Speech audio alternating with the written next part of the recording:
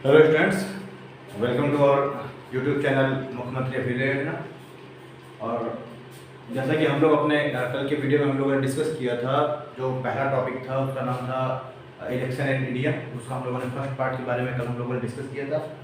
और आज उसी सीक्वेंस में हम लोग उसका एक दूसरा वीडियो लेकर के आ रहे हैं, जिसमें हम लोग पढ़ेंगे जो पॉलिटिकल पार्टीज़ हैं उनके बारे में। पॉलिटिकल पार्टीज़ कितने प्रकार की होती हैं, नेशनल पार्टीज़ क्या हैं, या रूरल जो आपकी क्षेत्रीय स्तर पर जो पार्टीज़ होती हैं, लोकल पार्टीज़, वो क्या होती हैं, इनके बारे में हम लोग डिस्कस करेंगे।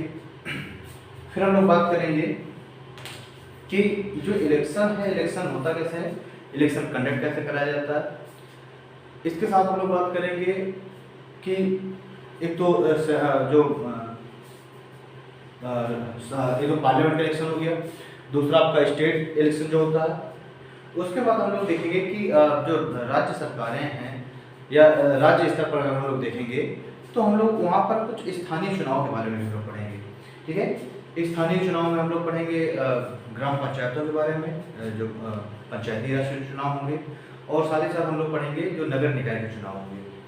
ठीक है, तो उसको भी हम लोग डिस्कस करेंगे। इसी के बाद कल के हम लोगों ने टॉपिक में डिस्कस किया था निर्वाचन आयोग के बारे में, क्या होता है इलेक्शन कमीशन और इलेक्शन कमीशन के क्या कार्य हैं। ठीक है, कार्यों को हम लोगों ने डिस्कस कर लिया था, उनका क्या टर्म है, इनके बारे में हम लोगों ने बात किया था, रिटायरमेंट की एज वगैरह। ठीक है, अब अगर हम लोग बात करें कि जो इलेक्शन कमीशन है, अगर हम लोग टॉपिक को वहीं से थोड़ा सा स्टार्ट करें तो हम लोग शक्तियों की बात करते हैं कि जो इलेक्शन कमीशन है उसको शक्तियाँ क्या प्राप्त है। ठीक है, उसकी अगर हम लोग पावर्स की बात करते हैं तो हम लोग देखते हैं कि जैसे जब भी चुनाव की घोषणा हो जाती है, चुनाव की मैंने घोषणा बताई थी, कौन करता है, राष्ट्रपति। केंद्र सरकार में राष्ट्रपति चुनाव की घोषणा करता है। और अगर हम लोग बात करें स्टेट्स में, ठीक है, अगर सेंट्रल लेवल पर बात करते हैं तो राष्ट्रपति चुनाव की घोषणा करता है, और स्टेट लेवल पर राज्यपाल चुनाव की घोषणा करता है। तो जब राज्यपाल और राष्ट्रपति चुनाव की घोषणा कर देंगे उसके बाद इलेक्शन कमीशन का किरदार आता है। और अब इलेक्शन कमीशन क्या करेगा कि जो इलेक्शन है, जो चुनाव है, उन चुनावों की डेट डिक्लेयर करेगा कि किस डेट को चुनाव होंगे। ठीक है, चलिए, अब इलेक्शन कमीशन ने डेट डिक्लेयर कर दिया।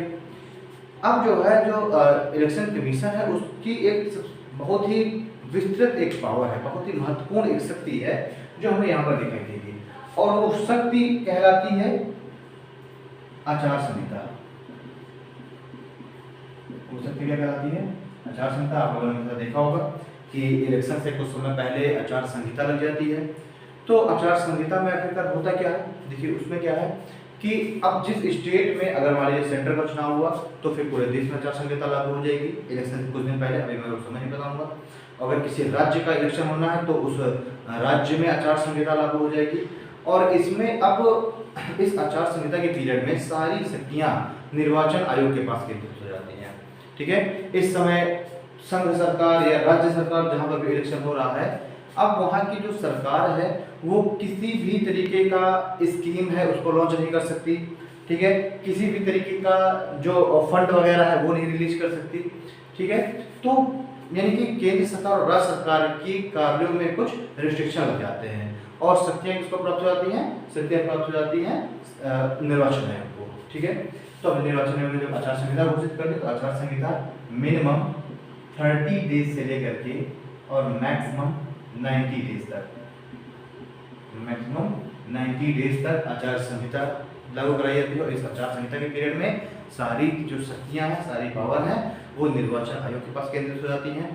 निर्वाचन आयोग के पास की एक शक्ति और है, वो शक्ति ये है कि इस निर्वाचन के दौरान, इस चुनाव के दरमियान, वो केंद्र सरकार या राज्य सरकार के जो कर्मचारी हैं उनको भी वो इलेक्शन ड्यूटीज में नियुक्त कर सकता है। ठीक है, इलेक्शन ड्यूटी में उनको अपॉइंट कर सकता है, उनको लगा सकता है। और ये सारे केंद्र और राज्य सरकार के जो कर्मचारी हैं वो सभी रिपोर्ट करेंगे निर्वाचन आयोग को। ठीक है, चलिए, एक तो पावर ये हो गई। दूसरी पावर हम लोगों ने देख ली कि राज्य सरकार और केंद्र सरकार के कर्मचारियों को अपॉइंट कर सकता है।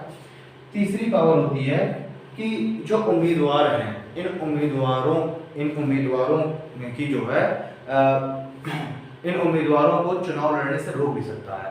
अगर उसको ऐसे जो आधार हैं लगे कि उम्मीदवार को रोक दिया जाए चुनाव लड़ने से। अगर उम्मीदवार अनुचित साधनों का प्रयोग करता है तो उसकी जो है उम्मीदवारी रद्द की जा सकती है कुछ समय के लिए या फिर हमेशा के लिए। तो उसके चुनाव लड़ने पर प्रतिबंध भी लगाया जा सकता है, ये भी इसकी पावर है। साथ ही साथ अगर मान लीजिए इलेक्शन हो गए, इलेक्शन के बाद अगर निर्वाचन आयोग को ऐसा लगता है कि जो इलेक्शन है उसमें जो साधन प्रयोग किए गए हैं वो अनुचित हैं या सरकारी मशीनरी का प्रयोग किया गया है, तो वो जो है इन आधारों पर चुनाव को रद्द भी कर सकता है। यानी कि उम्मीदवारों को भी रोक सकता है और साथ ही साथ चुनाव भी रद्द करा सकता है। चुनाव भी रद्द कराने की शक्ति इसके पास। उस क्षेत्र का मान लीजिए किसी क्षेत्र में कोई आवाज हुआ, ये पता चला कि यहाँ पर जो चुनाव है वो अनैतिक रूप से हुए हैं या फिर यहाँ पर जो है जो वोटिंग पोल हैं उसमें कुछ अराजकता हुई है या फिर वहाँ जो अधिकारी हैं उन्होंने कुछ गबन किया है या फिर जो है जो वोट पड़े हैं वो वोट सही ढंग से नहीं पड़े या फिर फर्जी कुछ वोट पड़े हैं, तो इन आधारों पर वो चुनाव भी रद्द करा सकता है। ठीक है, फिर इसकी जो पावर है तो एक पावर इसकी होती है अर्धन्यायिक पावर, क्वासी जुडिशरी शक्ति भी है इसके पास। अर्धन्यायिक शक्ति, क्वासी जुडिशरी शक्ति। क्वासी जुडिशरी शक्ति क्या है कि ये जो है इसके पास अर्धन्यायिक शक्ति है, यानी कि ये न्यायालय कुछ कंडीशन में कुछ क्षेत्रों में ये जो चुनाव आयोग है, निर्वाचन आयोग, ये न्यायालय की तरह भी कार्य कर सकता है। अब कैसे, मान के चलिए कि दो उम्मीदवार हैं, उनमें जो है जो चुनाव चिन्ह है उनको लेकर के कोई डिस्प्यूट हो गया। ठीक है, उम्मीदवारों के बीच चुनाव चिन्ह वगैरह को लेकर के कोई डिस्प्यूट हो गया या फिर कुछ इलेक्शन में ऐसी चीजें निकल करके आती हैं कि इलेक्शन के दौरान कुछ घपला वगैरह हुआ है, सही ढंग से चुनाव नहीं हुआ है, तो उस समय भी चुनाव आयोग को कुछ अर्धन्यायिक शक्तियां प्राप्त है। ठीक है, तो चुनाव आयोग को क्या है, कुछ अर्धन्यायिक शक्तियां प्राप्त हैं, ये कुछ डिसीजन भी ले सकता है। अगर हम बात करें प्रेसिडेंट और वाइस प्रेसिडेंट के इलेक्शन में, तो सिर्फ प्रेसिडेंट और वाइस प्रेसिडेंट के इलेक्शन को छोड़ करके बाकी सभी, चाहे वो संसद का इलेक्शन हो, पार्लियामेंट का, चाहे वो विधानसभा का इलेक्शन हो, इन सभी इलेक्शनों में इसके पास अर्धन्यायिक शक्ति प्राप्त है। केवल प्रेसिडेंट और वाइस प्रेसिडेंट के इलेक्शन में केवल इसके पास शक्ति प्राप्त नहीं होती। ठीक, तो ये तो हो गई इलेक्शन कमीशन के बारे में बात है। अब हम लोग बात करेंगे आज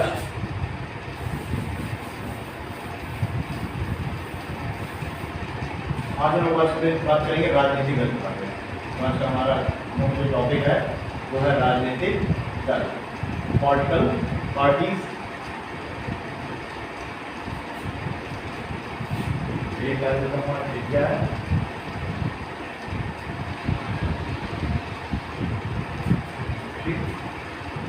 तो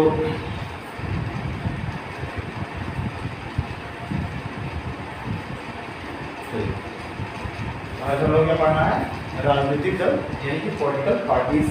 हम सभी लोग जानते हैं कि इलेक्शन जब होता है तो इलेक्शन में जो ये पॉलिटिकल पार्टीज हैं ये मुख्य रोल निभाती हैं, क्योंकि इन्हीं के बीच में ये जो चुनाव का संग्राम है, चुनाव कंडक्ट होता है।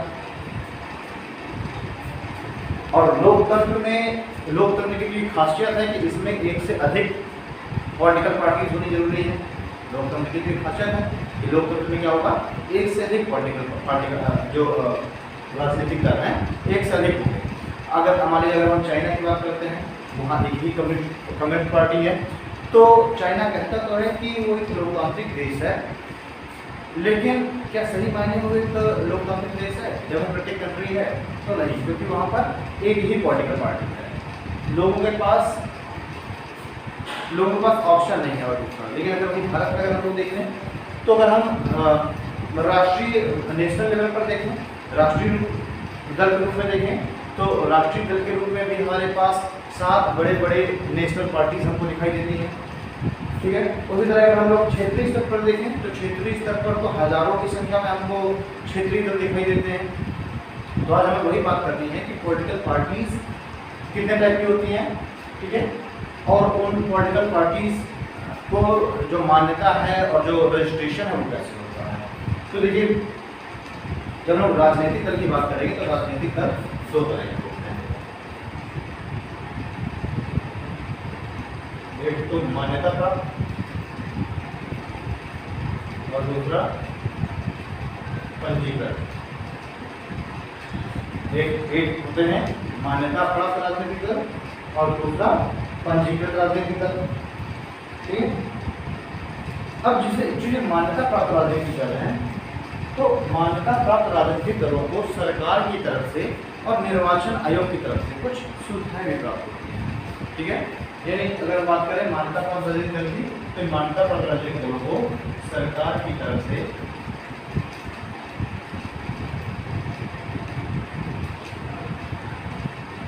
कुछ सुविधाएं प्राप्त होती हैं।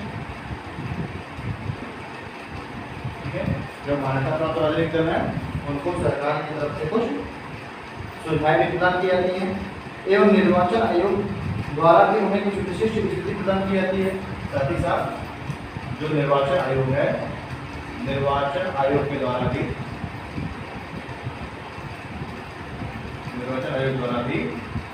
विशिष्ट स्थिति प्रदान की जाती है। ठीक है, ये है मान्यता प्राप्त राजनीतिक दलों को। निर्वाचन आयोग का ही कार्य है राजनीतिक दलों को मान्यता प्रदान करना, राजनीतिक दलों को रजिस्टर्ड करना। अगर कोई जो राजनीतिक दल है वो रजिस्टर्ड नहीं है तो वो इलेक्शन में नहीं लड़ सकता, यानी कि इलेक्शन लड़ने के लिए क्या आवश्यक है, उसको पंजीकृत करना, उसको रजिस्टर करना। अच्छा, अब अपनी पार्टी रजिस्टर कराना बहुत ही आसान काम है। केवल आपके साथ 100 लोग होने चाहिए और 10,000 रुपये आपके अकाउंट में होना चाहिए। केवल इतना है अगर आपके पास, तो आप भी अपनी पार्टी बना सकते हैं बड़े आराम से। तो पॉलिटिकल पार्टी बनाना कोई बहुत बड़ा दिक्कत की बात नहीं है, और अगर आपने उसे रजिस्टर करा लिया तो फिर आप आराम से अपनी पार्टी इलेक्शन में भी उतर सकती है, इलेक्शन में कर सकते हैं। तो हमें दो तरह के राजनीतिक दल देख लीजिए, एक तो मान्यता प्राप्त राजनीतिक दल जिनको मान्यता मिल जाएगी सरकार की तरफ से, और दूसरा पंजीकृत राजनीतिक दल।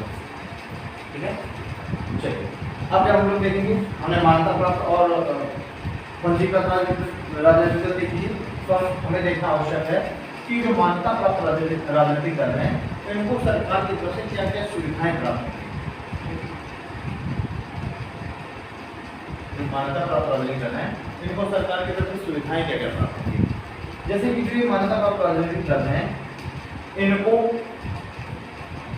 जो पार्टी ऑफिस है वो पार्टी ऑफिस का खर्च, ठीक है, पार्टी ऑफिस का जो खर्च है, पार्टी ऑफिस बनाने का जो खर्च है वो सरकार के द्वारा वहन किया जाएगा। जो मान्यता प्राप्त राजनीतिक दल हैं उनके कार्यालय का खर्च सरकार द्वारा वहन किया जाएगा।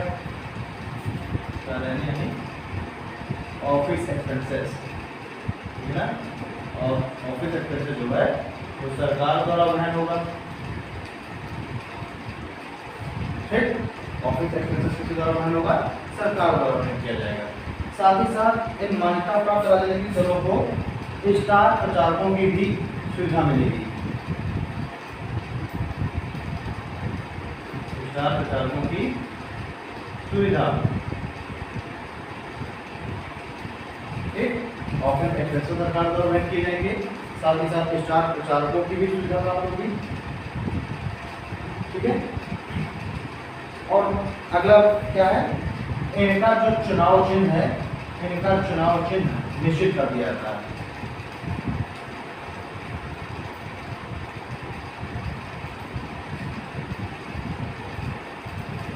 इनका चुनाव चिन्ह, ठीक है, वो निश्चित कर दिया जाता है।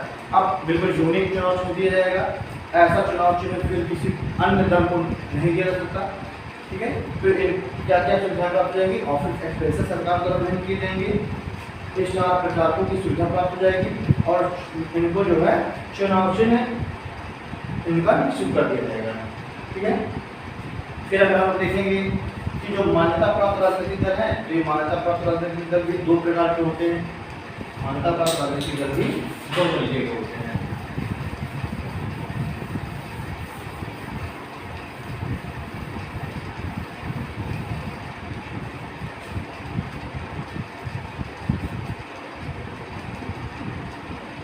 मान्यता प्राप्त पॉलिटिकल पार्टी भी, अभी मान्यता प्राप्त राजनीतिक दल भी दो प्रकार के होते हैं, एक तो हो जाएगा राष्ट्रीय दल और दूसरा क्षेत्रीय दल। ठीक है, यानी कि जो मान्यता प्राप्त राजनीतिक दल है ये भी दो तरीके के होंगे, एक राष्ट्रीय दल और दूसरा क्षेत्रीय दल। ठीक, तो हम पहले बात करेंगे राष्ट्रीय दल के बारे में कि जो राष्ट्रीय दल हैं, नेशनल पार्टीज हैं, उनके लिए क्या क्या आवश्यक है, क्या क्या इनको टर्म एंड कंडीशन फॉलो करनी पड़ेगी एक राष्ट्रीय दल होने के लिए। यानी राष्ट्रीय दल को मान्यता प्राप्त करने के लिए या कौन सी ऐसी पार्टीज हैं जो राष्ट्रीय दल की मान्यता प्राप्त कर सकती हैं या राष्ट्रीय दल कह सकते हैं किन पार्टीज को। ठीक है, तो हम देखेंगे इसमें राष्ट्रीय दल की मान्यता एवं शर्तें।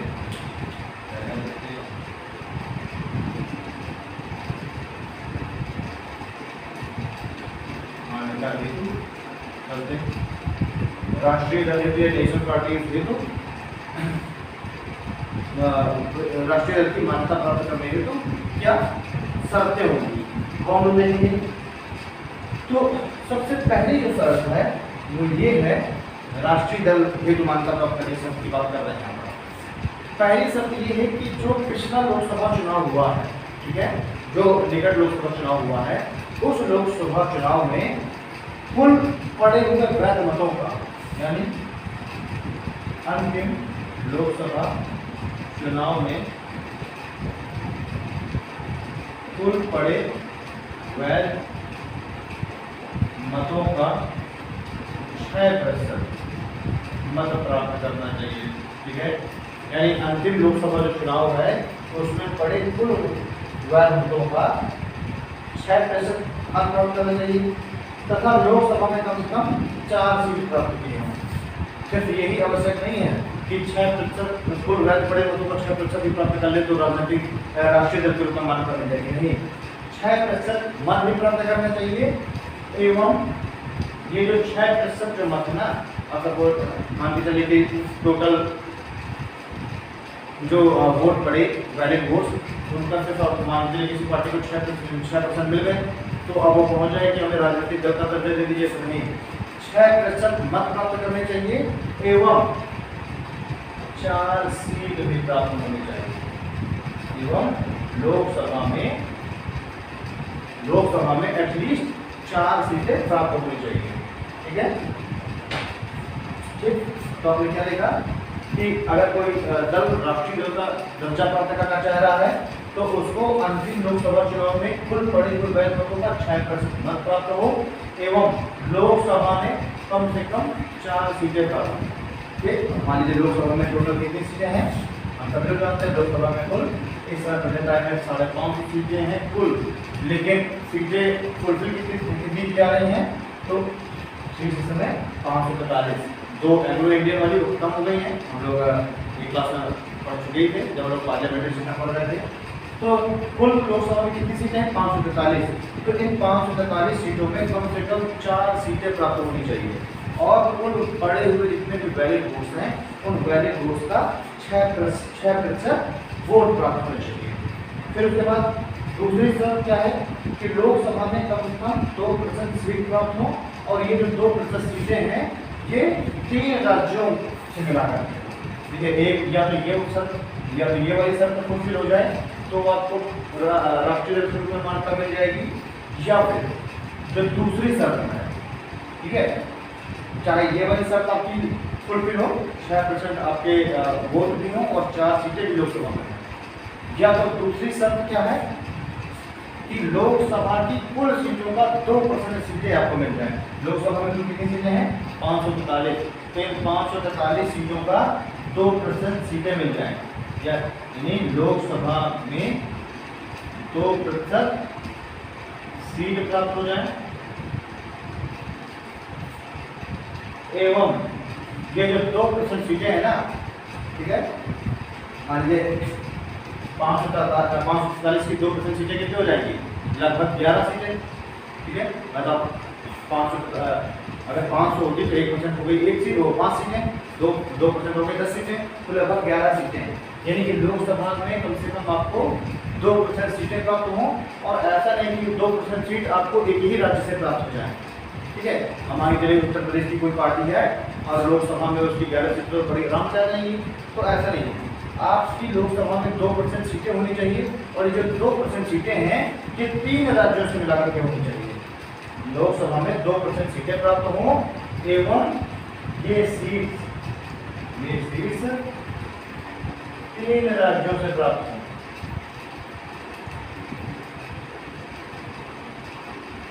मतलब कि अगर उत्तर प्रदेश की कोई पार्टी है तो उत्तर प्रदेश से भी वो चुनाव लड़े, मध्य प्रदेश से लड़े, बिहार से लड़े। ठीक है, तो अब 4 सीटें उत्तर प्रदेश से मिल जाए, 5 मिल जाए मध्य प्रदेश से, 5 4 9 हो गई, और 3 मिल जाए बिहार से या 2 मिल जाए बिहार से। तो अब क्या है, इस कंडीशन में वो पार्टी राष्ट्रीय दल का मान्यता प्राप्त कर सकती है। ठीक है, तो दूसरी कंडीशन क्या है, लोकसभा में 2% सीटें प्राप्त हों, और एवं ये जो सीट्स हैं ये 3 राज्यों से प्राप्त हों। ऐसा नहीं कि एक ही राज्य से 11 सीटें आ जाए, ऐसे तो बहुत सारी पार्टी फिर सपा भी बन जाएगी इस तरीके से। सपा की भी लोकसभा में सीटें 11 से ज़्यादा बहुत बार आ चुकी हैं, लेकिन समस्या क्या है कि उसकी सिर्फ उत्तर प्रदेश में आती है। ठीक है, तो मतलब ऐसी पार्टी क्या 2% सीट भी प्राप्त कर ले लोकसभा में, और ये जो सीटें हैं ये कम से कम 3 राज्यों से मिला करके हों। ठीक, अगली कंडीशन की अगर हम बात करें तो ये कंडीशन है कम से कम 4 राज्यों में क्षेत्रीय दल की मान्यता प्राप्त की हो।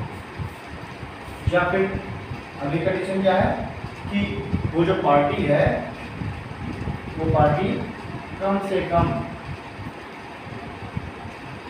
4 राज्यों में क्षेत्रीय दल के रूप में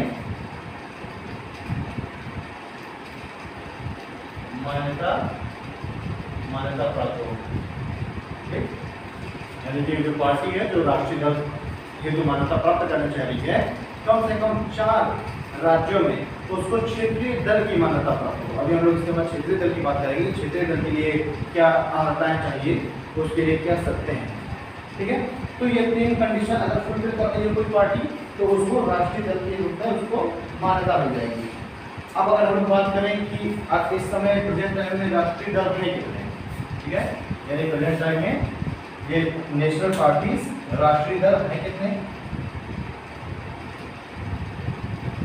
तो ये प्रेजेंट टाइम में राष्ट्रीय दल है कुल 7। ठीक है, कौन कौन है,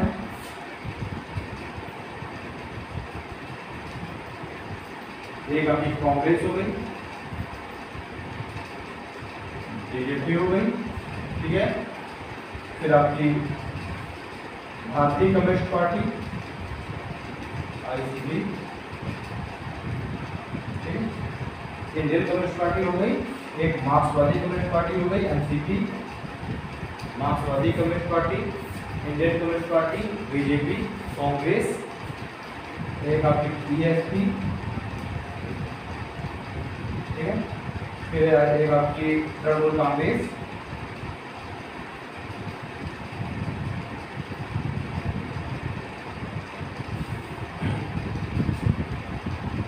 कांग्रेस, बीजेपी, आईसीपी, एनसीपी, मार्क्सवादी कम्युनिस्ट पार्टी, बीएसपी हो गई, अभी तृणमूल कांग्रेस हो गई। अच्छा, एक पार्टी और है नाम याद आता है, तो अच्छा ये याद रहेगा तो मैं उसको भी बता दूंगा। अच्छा, अब मान लीजिए कोई पार्टी को एक बार राष्ट्रीय दल के रूप में मान्यता मिल गई, तो अब वो मान्यता कितने समय तक रहेगी? ऐसा तो है नहीं कि अब उसको एक बार मान्यता मिल गई तो अगले साल फिर से उसकी मान्यता खत्म हो जाएगी, नहीं। अगर किसी पार्टी को एक बार राष्ट्रीय दल के रूप में मान्यता मिल जा रही है तो वो 10 साल तक उसको मान्यता प्राप्त रहेगी। 10 साल के बाद फिर से उसको क्या करना पड़ेगा, फिर से उसे राष्ट्रीय दल के रूप में मान्यता प्राप्त करने के लिए जो शर्तें हैं ये शर्तें पूरी करनी होंगी। ठीक है, चलिए, तो यानी कि किसी पार्टी को क्या होगा, 10 साल के लिए, एक बार में 10 साल के लिए मान्यता प्राप्त हो जाएगी। पहले ये जो कंडीशन थी, ये जो मान्यता थी वो एक बार में 5 साल के लिए प्राप्त हुआ करती थी, हर 5 साल में उसको ये शर्तें पूरी करनी पड़ती थी। लेकिन अब क्या है, अब एक बार में 10 साल के लिए मान्यता प्राप्त होती है।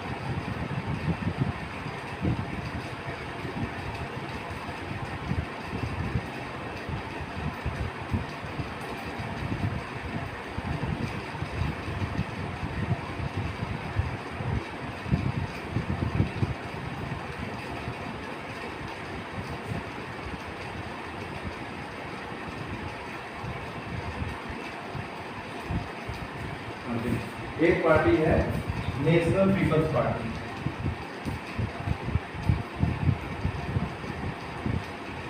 National People's Party. ये 7 पार्टियां हैं, Indian National Congress, BJP, Communist Party of India, Communist CPI बोलते हैं, कम्युनिस्ट पार्टी ऑफ इंडिया, ठीक है, मार्क्सिस्ट कम्युनिस्ट पार्टी या Communist Party of India, Marxist, 5वां हो गई बहुजन समाज पार्टी, 6वां हो गई तृणमूल कांग्रेस और 7वां हो गई नेशनल पीपल्स पार्टी। ये 7 पार्टी है जिनको राष्ट्रीय दल के रूप में मान्यता मिली हुई है। राष्ट्रीय दल के रूप में मान्यता प्राप्त करने की ये 3 शर्तें फॉलो करना चाहिए किसी पार्टी को। एक बार अगर राष्ट्रीय दल के रूप में मान्यता मिल गई तो फिर उसको 10 साल तक वो मान्यता बरकरार रहेगी उसकी, और 10 साल के बाद उसको फिर से ये शर्तें पूरी करनी होंगी। अगर कोई पार्टी ये शर्तें पूरी नहीं कर पाती तो 10 साल के बाद उसकी मान्यता खत्म कर दी जाएगी। अगर कोई पार्टी राष्ट्रीय दल के रूप में मान्यता प्राप्त कर लेती है तो उसको हमने देख लिया कि सरकार के द्वारा क्या सुविधाएं प्रदान होती हैं, निर्वाचन आयोग भी उसको विशिष्ट स्थिति प्रदान करता है। तो ये सब चीज़ें हम लोगों ने बात कर ली नेशनल पार्टी के बारे में, राष्ट्रीय दल के बारे में। अब हम लोग बात करेंगे क्षेत्रीय दल के बारे में कि क्षेत्रीय दल क्या होते हैं और क्षेत्रीय दल के रूप में मान्यता प्राप्त करने हेतु शर्तें क्या होती हैं।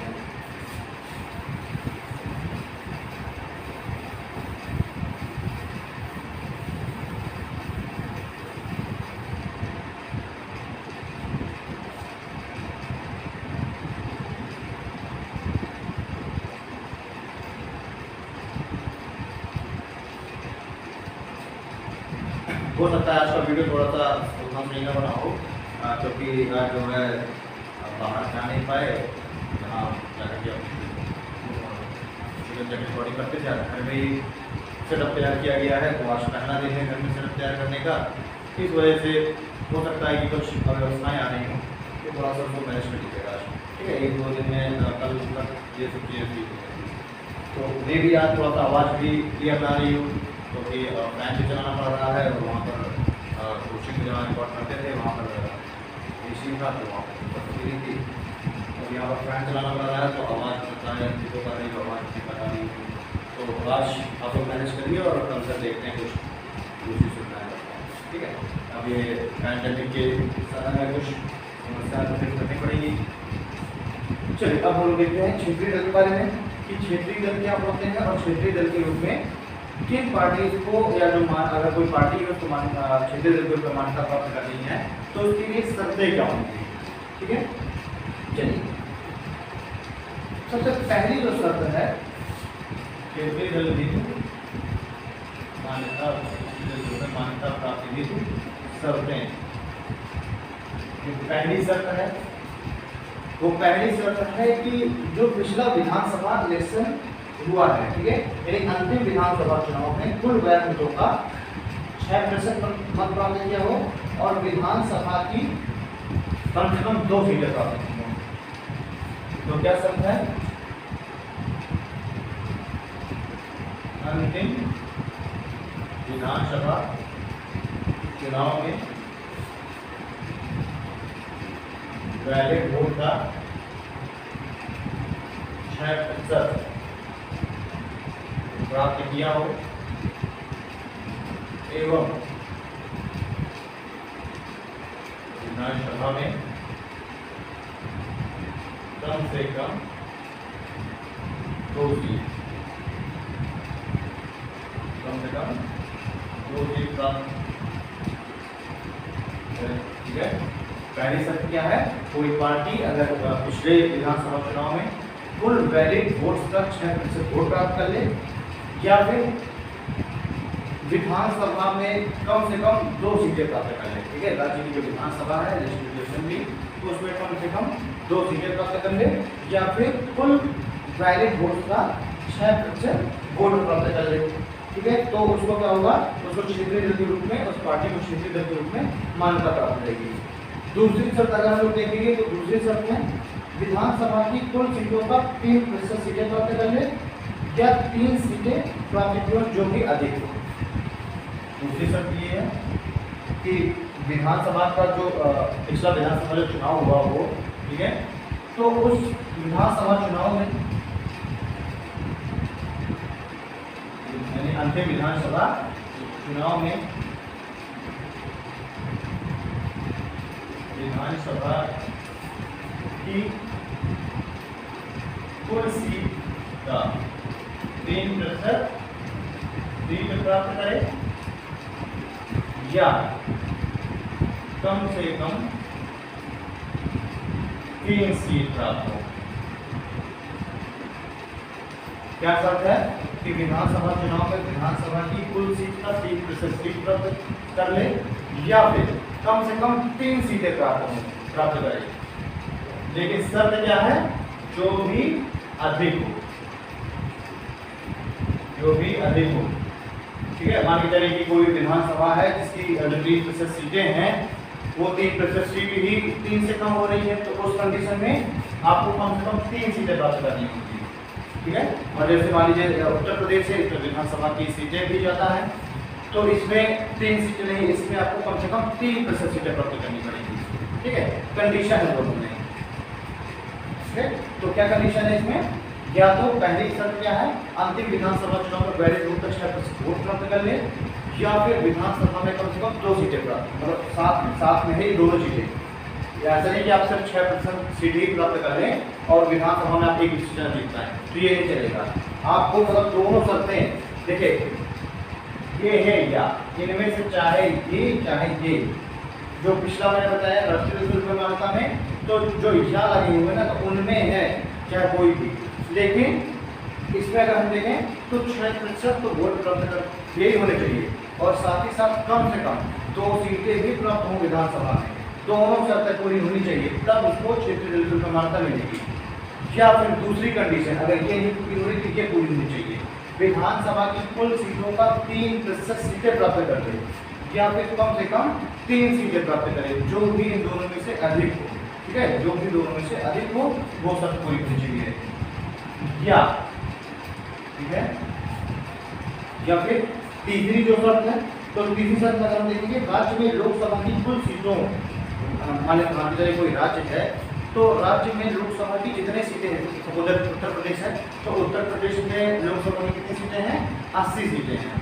तो किसी भी राज्य में लोकसभा की जितनी सीटें होंगी, उन सीटों में प्रत्येक 25 सीट के अनुपात में 1 सीट निकाले हो। ठीक है,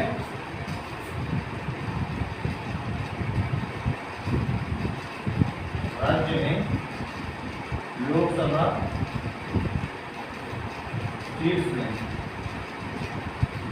25 सीट के अनुपात में, 25 सीट के अनुपात में 1 सीट का। ठीक है, अब क्या है कि जैसे मान लीजिए उत्तर प्रदेश में लोकसभा की कितनी सीटें हैं? 80। उत्तर प्रदेश में लोकसभा की कितनी सीटें हैं? 80। अब कोई पार्टी क्या है कि लोकसभा अब 80 सीटें हैं, तो इन 80 सीटों में 25 सीटों के अनुपात में 1 सीट प्राप्त होना जरूरी है। ठीक है, मतलब कि 75 सीटों में 3 हो गई, और फिर अगर 80 की बात करें तो 4 सीटें, कम से कम 4 सीटें प्राप्त कर ले कोई पार्टी। यानी कि राज्यों में लोकसभा की जितनी सीटें निर्धारित हैं, उन सीटों में पर 25 सीट के रेशियो में 1 सीट प्राप्त कर ले। ठीक है, चलिए, तो इस तरह से भी उसको क्षेत्रीय दल पर मान्यता मिल सकती है। यानी राज्य में लोकसभा की कुल सीटें हैं, उनमें प्रत्येक 25 सीट के रेशियो में 1 सीट प्राप्त करे। इस तरीके से भी क्षेत्रीय दल पर मान्यता प्राप्त कर लेगा। चौथी कंडीशन है, अंतिम लोकसभा या विधानसभा चुनाव में कुल पड़े वैध मतों का कम से कम 8% मत प्राप्त कर ले। अब एक तरह से मान लीजिए कोई भी कंडीशन फुलफिल नहीं कर पा रहा, तो अंतिम चारा क्या है कि मान लीजिए अंतिम जो भी लोकसभा या विधानसभा का चुनाव हुआ हो, अंतिम लोकसभा या विधानसभा के चुनाव में पड़े कुल वैध मतों का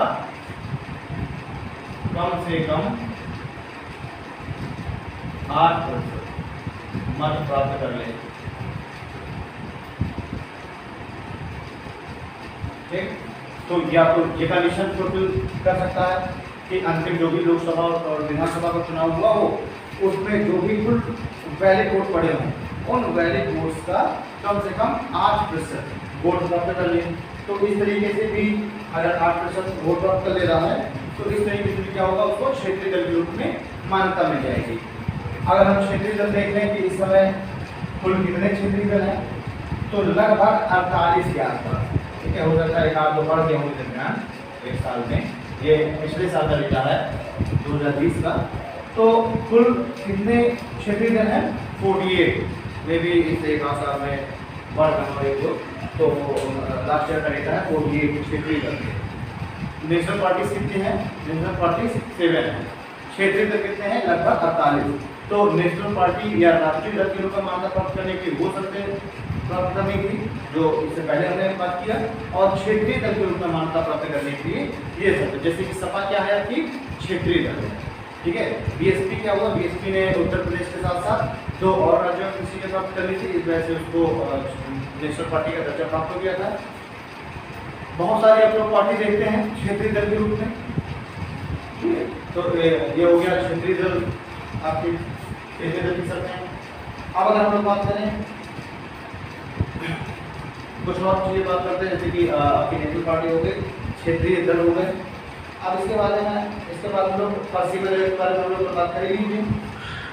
हमने ये भी देख लिया कि कोई भी अगर मान्यता प्राप्त राष्ट्रीय दल है या क्षेत्रीय दल है तो उसको चुनाव चिन्ह का आवंटन भी किया जाएगा चुनाव आयोग के द्वारा, निर्वाचन आयोग के द्वारा। और निर्वाचन आयोग अगर किसी पार्टी को एक चुनाव चिन्ह दे देगा, उसे उपलब्ध करा देगा, तो फिर वो चुनाव चिन्ह किसी अन्य पार्टी को नहीं दिया जा सकता।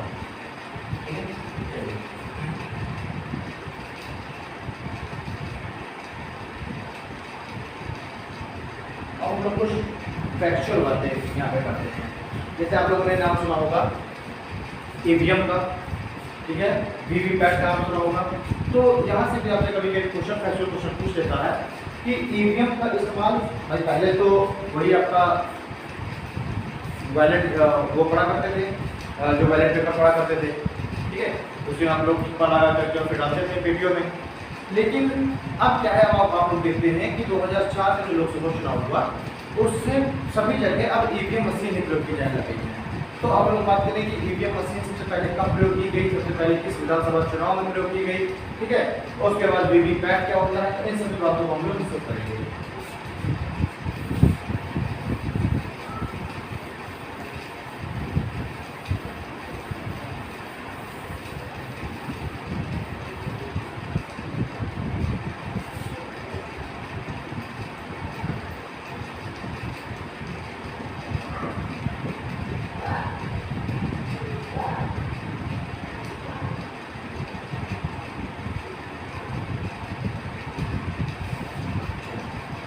पहले हम देखें तो देखिए, पहले तो वही बैलेट पेपर ही पढ़ा करते थे, लेकिन 1982 में सबसे पहले ईवीएम मशीन का प्रयोग हुआ केरल के चुनाव में। केरल में एक उपचुनाव हुए थे और उस उपचुनाव में ईवीएम का प्रयोग सबसे पहले होता 1982 में। और इस जो विधानसभा क्षेत्र है उसका नाम था ध्रुव। तो सबसे पहले केरल के ध्रुव विधानसभा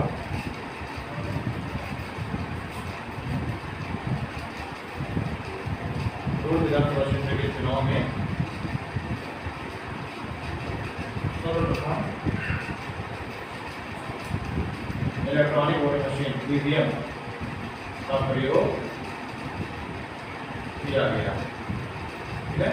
केरल का ध्रुव विधानसभा क्षेत्र था। इस ध्रुव विधानसभा क्षेत्र में सबसे पहले तब 1982 में, सर्वप्रथम 1982 में 1982 में 1982 में सबसे पहले ईवीएम का प्रयोग किया गया था। और ये ध्रुव विधानसभा क्षेत्र है, इसका उपचुनाव था, ठीक है। तो अगर आपसे कभी ज़्यादा पूछने की आपने पूछ लेगा कि किस विधानसभा क्षेत्र में हुआ था, तो आप बताइए केरल की ध्रुव विधानसभा क्षेत्र के उपचुनाव में सबसे पहले एक ट्रायल के रूप में ईवीएम का प्रयोग किया गया। ट्रायल में सफल रहा हूँ, ठीक है। उसके बाद फिर अगला हम देखिएगा तो 1998 में मध्य प्रदेश, राजस्थान और दिल्ली की भी कुछ विधानसभा क्षेत्रों में इसका प्रयोग किया गया, ठीक है। उसके बाद फिर दूसरे नंबर पे 1998 में मध्य प्रदेश, राजस्थान और दिल्ली के कुछ विधानसभा क्षेत्रों में भी ईवीएम का इस्तेमाल किया गया।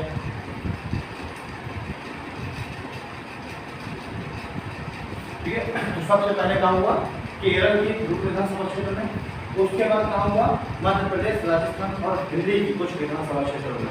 ठीक है, कब हुआ? 1998 में ईवीएम का प्रयोग किया गया। उसके बाद 1999 में गोवा की सभी विधानसभा क्षेत्रों में प्रयोग किया गया। देखिए, अभी 1998 में मध्य प्रदेश, राजस्थान और दिल्ली की केवल कुछ ही विधानसभा क्षेत्रों में प्रयोग हुआ था। लेकिन अगर आपको पूछा जाता है कि सबसे पहले किस राज्य की सभी विधानसभा क्षेत्रों में ईवीएम का इस्तेमाल किया गया, तो आपको बताना है 1999 में गोवा सभी विधानसभा क्षेत्रों में ईवीएम का इस्तेमाल। तो अगर आपसे पूछता है कि किस राज्य की सभी विधानसभा क्षेत्रों में ईवीएम का सबसे पहले इस्तेमाल हुआ, तो गोवा में। या फिर किस साल ईवीएम का इस्तेमाल किसी भी राज्य की सभी विधानसभा क्षेत्रों में हुआ, तो 1999 में। ठीक है, उसके बाद फिर हम देखेंगे 2004 में जो लोकसभा चुनाव हुआ, इस 2004 के लोकसभा चुनाव में ये भी आपको याद रखना है, 2004 के लोकसभा चुनाव में पहली बार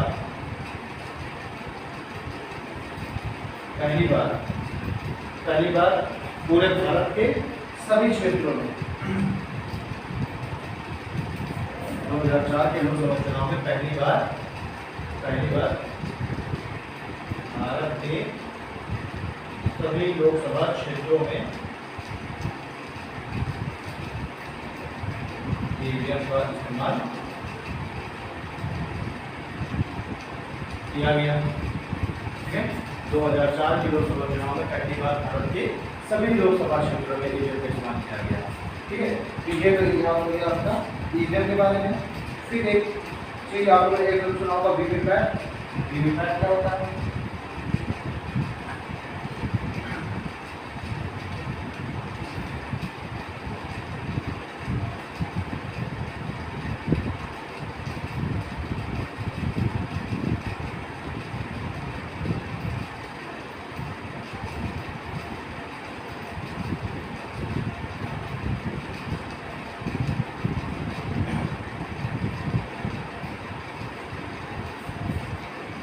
ये बोल गया वीवीपैट के बारे में, इलेक्ट्रॉनिक वोटिंग मशीन। अब हम लोग देखेंगे एक होता है वीवीपैट। इस वीवीपैट का इस्तेमाल सबसे पहले कब हुआ, उसके बारे में देखेंगे। वीवीपैट काफी जल्दी हो जाता है। तो वीवीपैट क्या होता है? इसका फुल फॉर्म होता है voter verified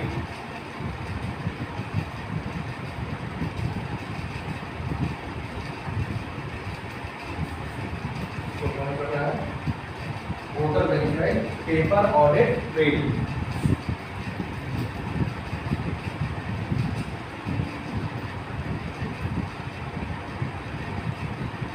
voter verified paper audit trail ये होता है वीवीपैट का फुल फॉर्म। वीवीपैट अब लोग पहली बार नागालैंड के नोक्सेन विधानसभा क्षेत्र में 2013 में इसका प्रयोग हुआ। तो वीवीपैट के इस्तेमाल सबसे पहले कहाँ हुआ? तो नागालैंड के नाक्शन विधानसभा क्षेत्र में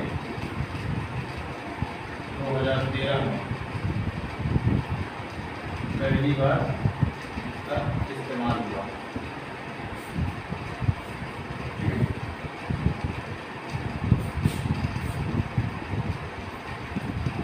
नागालैंड के नोक्सेन विधानसभा क्षेत्र में वीवीपैट का पहली बार इस्तेमाल किया गया। फिर देखेंगे कि फिर अगला इसका इस्तेमाल कब हुआ, अगले ही साल 2014 में जब लोकसभा चुनाव हुए, तो 2014 के लोकसभा चुनाव में भी कुछ लोकसभा क्षेत्रों में वीवीपैट का इसका इस्तेमाल हुआ। सबसे पहले इसका इस्तेमाल कहाँ हुआ, तो नागालैंड के नौसेल विधानसभा क्षेत्र में 2013 में पहली बार इसका इस्तेमाल हुआ, और जो दोबारा इस्तेमाल कब होता है, तो 2014 के लोकसभा चुनाव में भी कुछ लोकसभा क्षेत्रों में इसका दूसरी बार इस्तेमाल होता है। फिर देखेंगे हम लोग कि कब जो है इसका पूरी तरीके से सफल इस्तेमाल पूरे क्षेत्र में हुआ, तो 2017 में गोवा के सभी विधानसभा क्षेत्रों में, गोवा के सभी विधानसभा क्षेत्रों में इस्तेमाल हुआ। नागालैंड में तो केवल इसका जो नौसेन विधानसभा क्षेत्र है उसमें ही इस्तेमाल हुआ। लोकसभा के चुनाव में भी कुछ ही लोकसभा क्षेत्र में इसका इस्तेमाल हुआ, लेकिन 2017 में जो गोवा का विधानसभा चुनाव हुआ उसमें सभी विधानसभा क्षेत्रों में इसका पहली बार सफल इस्तेमाल किया गया। ठीक है, ये तो हो गया VVPAT, voter verified paper audit trail, सातों सिस्टम में रहता है। ईवीएम के बारे में हमने देख लिया, वीवीपैट के बारे में देख लिया, क्षेत्रीय दल क्या होते हैं ये देख लिया, राष्ट्रीय दल क्या होते हैं देख लिया हमने, किस तरीके से मान्यता प्राप्त होती है देख लिया। अच्छा, अगर हम लोग बात करें रजिस्टर्ड पार्टी की, तो देखिए रजिस्टर्ड पार्टी की संख्या हजारों में है। ठीक है, करीब 14,000 के आसपास रजिस्टर्ड पार्टी है। कोई भी अपनी पार्टी रजिस्टर करा सकता है, लेकिन उसको मान्यता प्राप्त होने में भी एक समय लगता है। ठीक है, ये सब कंडीशन प्राप्त करनी पड़ती है। ठीक है, अब रजिस्टर्ड पार्टी और मान्यता प्राप्त पार्टी में क्या अंतर होता है, मान्यता प्राप्त दल और पंजीकृत दल में क्या अंतर है। तो देखिए मान्यता प्राप्त दल को शर्तें पूरी करनी पड़ेगी, जिन शर्तों की हमने बात की। ठीक है, और जब वो शर्तें प्राप्त कर लेंगे तब फिर वो राष्ट्रीय मान्यता प्राप्त दल और क्षेत्रीय मान्यता प्राप्त दल हो जाएंगे। लेकिन सिर्फ रजिस्टर करा लेना ही मात्र पंजीकृत राजनीतिक दल के लिए आवश्यक है। अगर कोई दल केवल रजिस्टर्ड दल है, ठीक है, उसको मान्यता नहीं मिली है, तो केवल रजिस्टर करा के ही वो पार्टी बना सकता है और वो चुनाव लड़ सकता है। ठीक है, यानी चुनाव लड़ने के लिए आपको मान्यता प्राप्त दल होने की आवश्यकता नहीं है। अगर आप सिर्फ अपनी पार्टी को रजिस्टर ही करा लें तो आप इलेक्शन लड़ सकते हैं। लेकिन सुविधाएं प्राप्त करने के लिए आपका एक चुनाव चिन्ह आपको रिजर्व हो जाने के लिए, ठीक है, अब मान लीजिए बीजेपी है तो उसका अगर कमल का फूल है या कांग्रेस का हाथ का पंजा है, उसका जो चुनाव चिन्ह है, तो ये चुनाव चिन्ह किसी और का नहीं हो सकता। ठीक है, तो ये सब सुविधाएं प्राप्त करने के लिए आपको मान्यता प्राप्त दल होना चाहिए।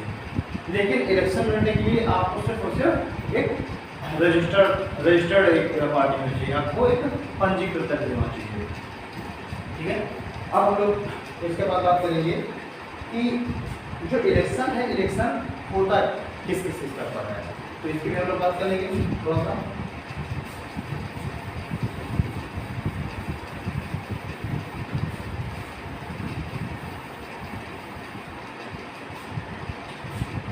बात करेंगे कि जो इलेक्शन है, चुनाव है, चुनाव होता किस किस स्तर पर है। तो देखिए चुनाव होने के, इलेक्शन होने के 3 स्तर हैं। एक तो केंद्रीय स्तर पर होता है, चुनाव एक तो केंद्रीय स्तर पर होता है, और केंद्रीय स्तर पर जो चुनाव है, जो इलेक्शन है, ये किसका होगा। तो देखिए केंद्रीय स्तर पर जो सेंट्रल स्तर पर जो चुनाव होता है, जो कि निर्वाचन जिसको जो चुनाव आयोग है, चुनाव आयोग कंडक्ट कराएगा। ठीक है, केंद्रीय स्तर का जो चुनाव है इसको कौन कंडक्ट कराएगा, तो इसको जो है कंडक्ट कराएगा निर्वाचन आयोग, इसको निर्वाचन आयोग कंडक्ट कराएगा। और इसके अंतर्गत किसके किसके इलेक्शन होंगे, कौन कौन से इलेक्शन होंगे, तो देखिए इसमें जो है होगा आपका लोकसभा का इलेक्शन, ठीक, यानी केंद्रीय स्तर की बात हो रही है, राज्यसभा का इलेक्शन, प्रेसिडेंट का इलेक्शन और वाइस प्रेसिडेंट का इलेक्शन। ये 4 चुनाव होंगे केंद्रीय स्तर पर, लोकसभा का, राज्यसभा का, प्रेसिडेंट का और वाइस प्रेसिडेंट का, ये 4 चुनाव हो जाएंगे केंद्रीय स्तर पर। फिर अगर हम देखें राज्य स्तर पर, फिर हम बात करेंगे राज्य स्तर के चुनाव की, तो राज्य स्तर में भी देखिए आपके कितने चुनाव रहते हैं, एक तो आपका चुनाव हो जाएगा विधानसभा का, और कुछ राज्यों में जो 6 राज्य हैं उनमें विधान परिषद का,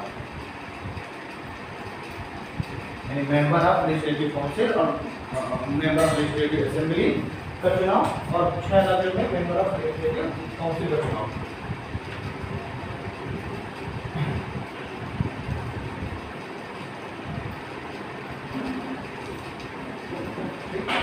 तो इसमें 2 स्तर का चुनाव हो जाएगा। यहाँ पर आपके 4 स्तर के चुनाव हो गए, लोकसभा का, राज्यसभा का, प्रेसिडेंट का और वाइस प्रेसिडेंट का। इसको कंडक्ट कौन कराएगा? निर्वाचन आयोग। ठीक है, यानी कि जो चुनाव जो इलेक्शन कमीशन ऑफ इंडिया है वो आपको कंडक्ट कराएगी इन चारों का इलेक्शन, और साथ ही साथ निर्वाचन आयोग भी इनका भी इलेक्शन कंडक्ट कराएगी, यानी विधानसभा और विधान परिषद का इनका भी इलेक्शन कंडक्ट कराएगी। अब उसके बाद अगर हम लोग बात करें तीसरे स्तर पर, तो तीसरे स्तर पर जो आपके लोकल बॉडीज हैं,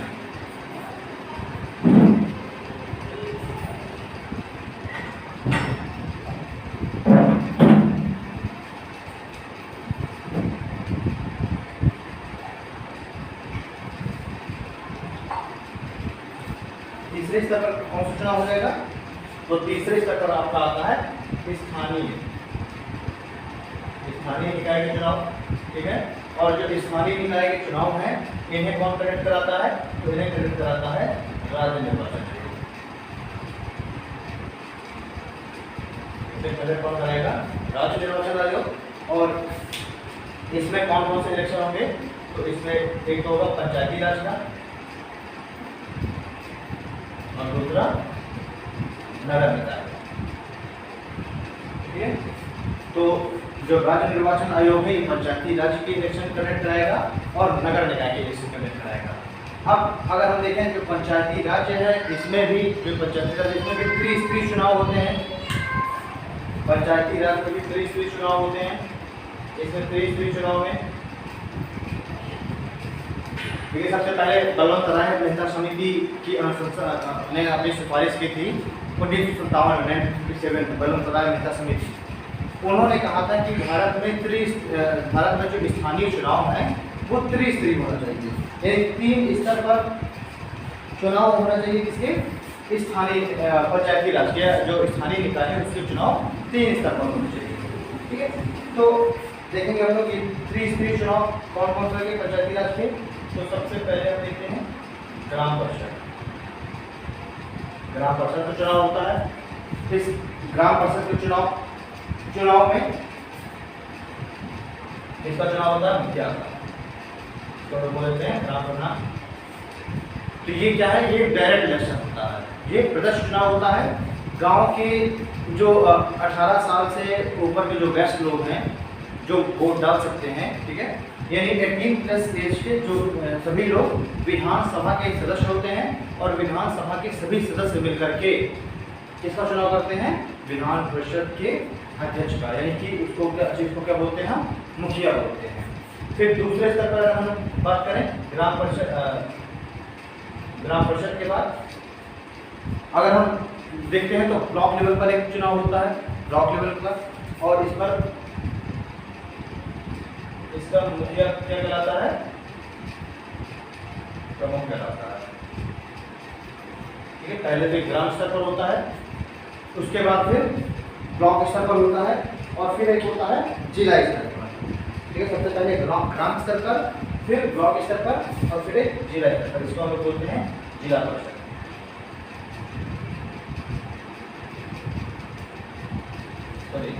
ग्राम पंचायत, ब्लॉक परिषद बोलते हैं इसे, ब्लॉक परिषद, और फिर होता है जिला परिषद। ग्राम पंचायत के बाद ब्लॉक परिषद, और ब्लॉक परिषद के बाद होता है जिला परिषद। तो जिला परिषद का चीफ कौन होता है? इसको हम बोलते हैं अध्यक्ष। तो देखिए ये जो आपका ग्राम पंचायत का जो चुनाव है कि ग्राम पंचायत का चुनाव ही डायरेक्ट इलेक्शन होता है, और बाकी ये दोनों प्रमुख का और अध्यक्ष इन दोनों का निर्वाचन अप्रत्यक्ष तरीके से होता है। ठीक है, यानी कि जो जिला परिषद का जो अध्यक्ष है उसका इलेक्शन डायरेक्ट नहीं होता, डायरेक्ट इलेक्शन होता है जिला पंचायत जिला परिषद सदस्यों का। ठीक है, जिला परिषद जो सदस्य हैं उनका इलेक्शन होगा और फिर वो क्या करेंगे, वो अपने बीच में ही किसी एक व्यक्ति को अध्यक्ष चुनेंगे। ठीक है, वैसे ही जो ब्लॉक परिषद जो प्रमुख है इसका भी इलेक्शन डायरेक्ट नहीं होता, मेंबर्स चुने जाते हैं और मेंबर्स क्या करेंगे, अपने बीच में किसी व्यक्ति को प्रमुख चुनेंगे। ठीक है, लेकिन अगर हम ग्राम पंचायत की बात करते हैं तो ग्राम पंचायत में अगर हम देखें तो मुखिया को डायरेक्ट चुना जाता है। ग्राम सभा के सभी सदस्य यानी कि किसी गांव के रहने वाले 18 साल से ऊपर के जो भी व्यस्त वहाँ के निवासी हैं वो सभी ग्राम सभा के सदस्य होते हैं और ग्राम सभा के सभी सदस्य मिलकर के और ग्राम पंचायत के मुखिया का चुनाव करते हैं। ग्राम पंचायतों में ही एक पद आता है जिसको हम कहते हैं सरपंच का। तो सरपंच जो होता है, सरपंच को ग्राम लेवल पर कुछ न्यायिक अधिकार भी प्राप्त होते हैं, यही कुछ न्यायिक शक्तियाँ प्राप्त होती हैं सरपंच को। तो उसको कुछ दीवानी और कुछ फौजदारी दोनों तरह की शक्तियाँ प्राप्त होती हैं और 10,000 तक की जो मामले हैं, ठीक है, 10,000 तक का अर्थदंड लगाने के जो मामले हैं वो सरपंच को प्राप्त होते हैं। तो पंचायत लेवल पर, ग्राम पंचायत लेवल पर देखें तो एक सरपंच होता है और इस सरपंच को कुछ न्यायिक शक्तियाँ प्राप्त होती हैं जिसको हम लोग बोलते हैं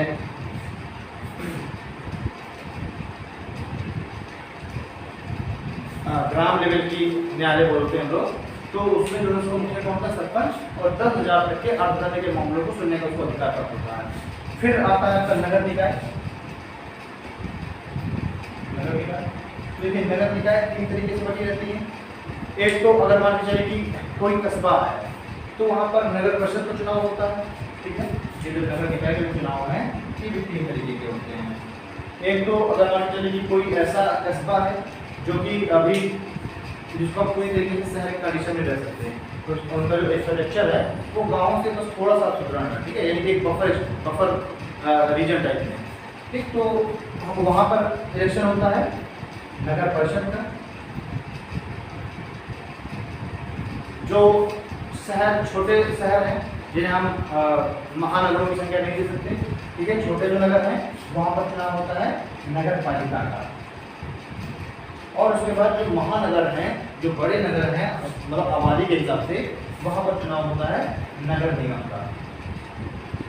मतलब वहाँ पर क्या हो, वहाँ पर नगर निगम हो गया। अब इन तीनों का भी चुनाव होता है तो इनमें अगर हम देखें तो इनमें जो है पार्षद चुने जाते हैं। क्या हो गया, पार्षद चुने गए और जो पार्षद है उन पार्षदों के ऊपर एक मेयर होता है। ठीक है, जिसे हम लोग चेयरमैन बोलते हैं।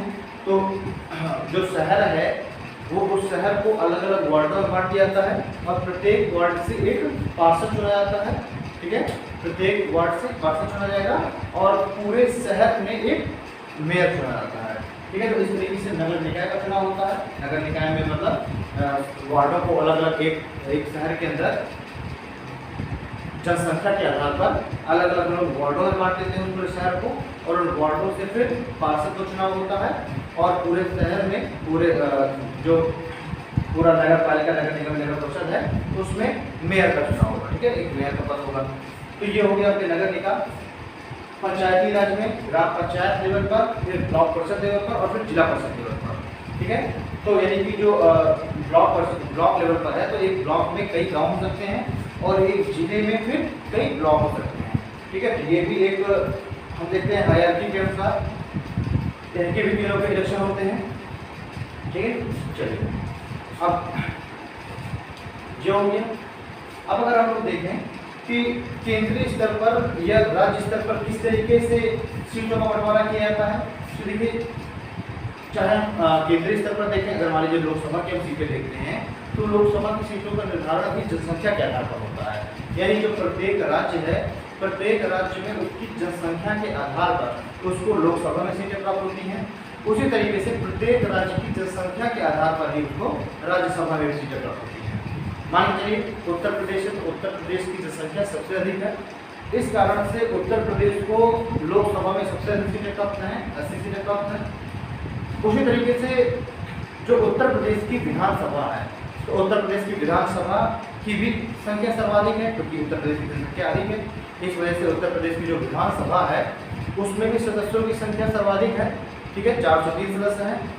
और चूंकि जो राज्यसभा होता है तो राज्यसभा में जो सीटें हैं उसका आवंटन राज्यों की जो विधानसभा है, विधानसभा के मेंबर्स के द्वारा ही किया जाता है। यानी जो राज्यसभा है वो राज्यसभा क्या करते हैं, राज्यसभा राज्यों का प्रतिनिधित्व करते हैं, ये बात सभी को पता है। तो राज्य की जितनी सीटें हैं उन सीटों का आवंटन होता है किसी भी राज्य की विधानसभा की सीटों के आधार पर, ठीक। तो चूंकि उत्तर प्रदेश में जो विधानसभा की सीटें हैं वो सबसे अधिक है, 403 है। यही कारण है कि राज्यसभा में भी उत्तर प्रदेश की सीटें या कोटा सबसे अधिक है, ठीक है।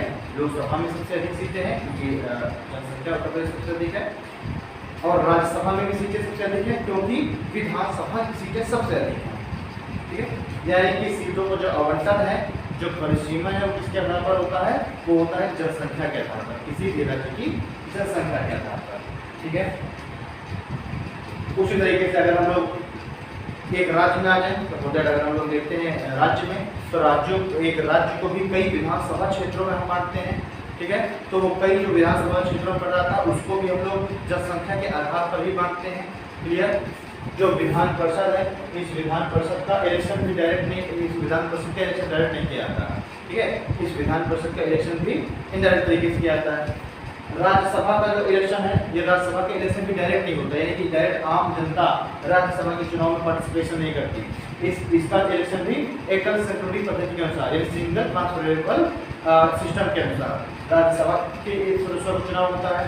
यानी जो विधानसभा के जो सदस्य हैं वही क्या करेंगे, वही राज्यसभा के इलेक्शन में पार्टिसिपेशन करते हैं।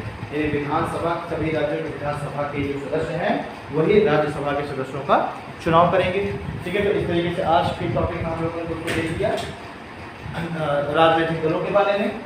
हमने केंद्रीय स्तर पर, राज्य स्तर पर और स्थानीय स्तर पर, तीनों स्तरों पर हमने देखिए किस स्तर पर चुनाव होता है, किसका इलेक्शन होता है, ये हम लोगों ने देख लिया, ठीक है। राष्ट्रीय दल और क्षेत्रीय दलों के बारे में देख लिया, ठीक है। चलिए तो आज की क्लास हम लोग यही खत्म करते हैं।